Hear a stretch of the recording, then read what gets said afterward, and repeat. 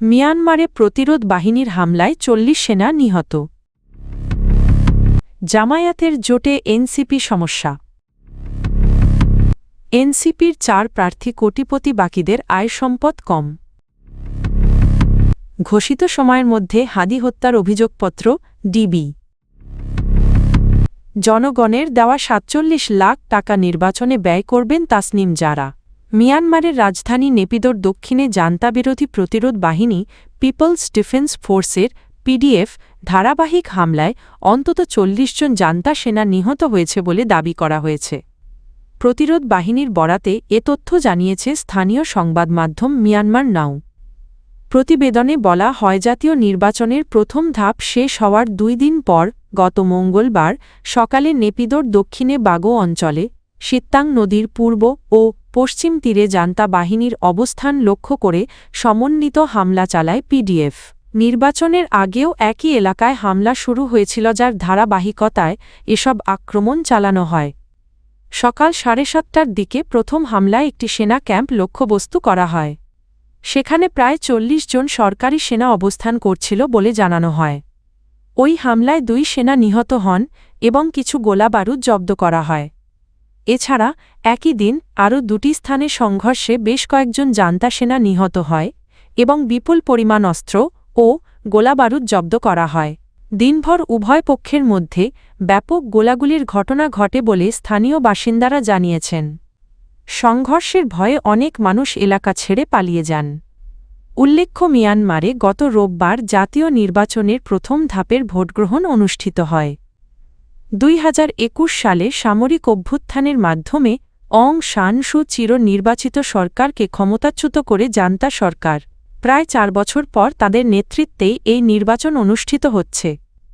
নির্বাচনের প্রথম ধাপে জান্তাপন্থী রাজনৈতিক দল union solidarity and development party USDP বিজয় দাবি করেছে। তবে মানবাধিকার সংস্থাগুলোর অভিযোগ, নিরাপত্তাহীনতার মধ্যে ফাঁকা ভোটকেন্দ্রে ভোট দিতে বাধ্য হয়েছেন নাগরিকরা। রাজনৈতিক বিশ্লেষকদের মতে এই নির্বাচন গণতন্ত্র প্রতিষ্ঠার জন্য নয়, বরং সামরিক শাসনকে বৈধতা দেওয়ার একটি প্রক্রিয়া।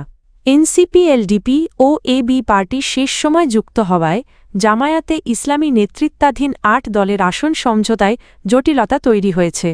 নতুন ৩ শরিককে মোট ৪০টি আসন দেওয়ার সিদ্ধান্ত হলেও কোন দল কতটি আসন ছাড়বে তা নিয়ে মতভেদ চলছে।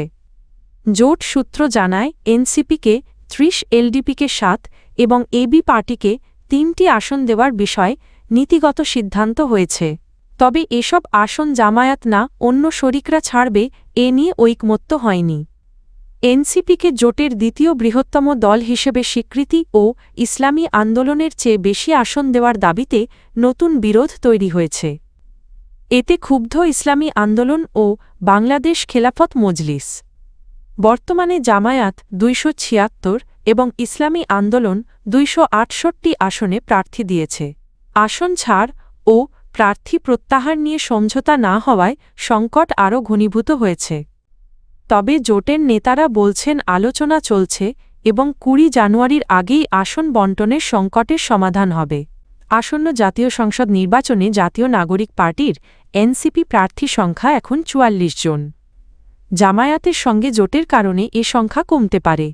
নির্বাচন কমিশনে জমা দেওয়া হলফনামা অনুযায়ীদের মধ্যে ৪ জন কোটিপতি, বাকিদের আয় ও সম্পদ তুলনামূলক কম। সবচেয়ে বেশি সম্পদের মালিক ঢাকা -২০ আসনের প্রার্থী প্রকৌশলী নাবিলা তাহসিন। তার মোট সম্পদ ৫,৪০,০০,০০০ টাকা। অন্যদিকে মৌলভীবাজার -৪ আসনের প্রার্থী প্রীতম দাসের মাসিক আয় মাত্র ৬,০০০ টাকা। আর নরসিংদী -২ আসনের গোলাম সারোয়ার তুষারের কোনো স্থাবর অস্থাবর সম্পদ নেই। গত বছরের ফেব্রুয়ারিতে গঠিত এনসিপি এবারই প্রথম নির্বাচনে অংশ নিচ্ছে। এরই মধ্যে জামায়াত নেতৃত্বাধীন জোটে ৩০ আসনে সমঝোতা হওয়ায় ১৪ প্রার্থীর নির্বাচন থেকে সরে দাঁড়ানোর সম্ভাবনা রয়েছে। দলের শীর্ষ নেতাদের মধ্যে আহ্বায়ক নাহিদ ইসলামের বার্ষিক আয় সবচেয়ে বেশি ১৬ লাখ টাকা। তবে এনসিপির বেশিরভাগ প্রার্থী মধ্যবিত্ত বা স্বল্প আয়ের বলে হলফনামায় উল্লেখ করেছেন।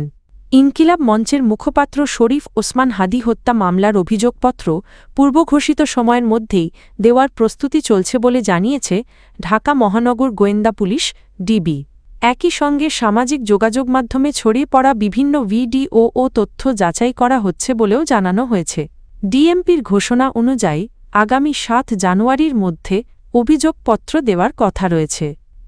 ডিবি জানায়, মামলার প্রধান আসামি ফয়সাল করিম মাসুদের অবস্থান নিয়ে সামাজিক মাধ্যমে নানা দাবি ছড়ালেও সেগুলোর সত্যতা এখনও নিশ্চিত নয়। তার কথিত ভিডিও, ফোন লোকেশন ও বিদেশে অবস্থানের তথ্য যাচাই করা হচ্ছে। ডিবি প্রধান অতিরিক্ত কমিশনার শফিকুল ইসলাম বলেন, তদন্ত নিজস্ব গতিতেই এগোচ্ছে এবং যাচাই ছাড়া কোনো তথ্য নিশ্চিত করা সম্ভব নয়। এদিকে শুক্রবার শাহবাগে ইনকিলাব মঞ্চের ব্যানারে সমাবেশ করে হাদি হত্যার সঙ্গে জড়িতদের দ্রুত গ্রেপ্তার ও বিচার দাবি করা হয়েছে। সরকারকে এজন্য ৩০ দিনের সময়সীমা দেওয়া হয়েছে।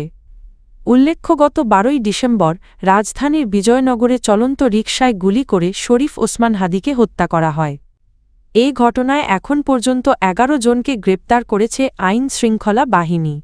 ঢাকা-৯ আসনে স্বতন্ত্র প্রার্থী তাসনিম জারা সাধারণ মানুষের কাছ থেকে সংগৃহীত প্রায় ৪৭ লাখ টাকা দিয়ে নির্বাচনী ব্যয় পরিচালনা করবেন।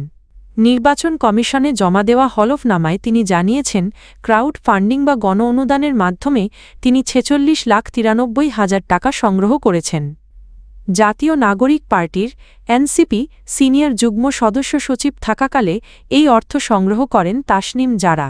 পরে জামায়াত ও সমমনা দলগুলোর সঙ্গে এনসিপির নির্বাচনী জোটের বিরোধিতা করে তিনি দল থেকে পদত্যাগ করেন এবং ঢাকা-৯ আসনে স্বতন্ত্র প্রার্থী হিসেবে নির্বাচনে অংশ নেওয়ার ঘোষণা দেন। হলফনামায় তিনি জানান, সংগৃহীত অর্থের পুরোটা নির্বাচনী ব্যয় ব্যবহার করবেন। ৩১ বছর বয়সী তাসনিম জারা পেশায় চিকিৎসক, শিক্ষক ও উদ্যোক্তা। হলফনামা অনুযায়ী দেশে চাকরি থেকে তার বার্ষিক আয় ৭,১৩,০০০ টাকা। তার কোনো স্থাবর সম্পদ নেই। অস্থাবর সম্পদের মূল্য প্রায় ২২,৩০,০০০ টাকা। হলফনামায় নির্ভরশীল হিসেবে তাঁর স্বামী খালেদ সাইফুল্লাহর নাম উল্লেখ করা হয়েছে। তিনি উদ্যোক্তা এবং বিদেশে বছরে ৩৫,০০০ ব্রিটিশ পাউন্ড আয় করেন।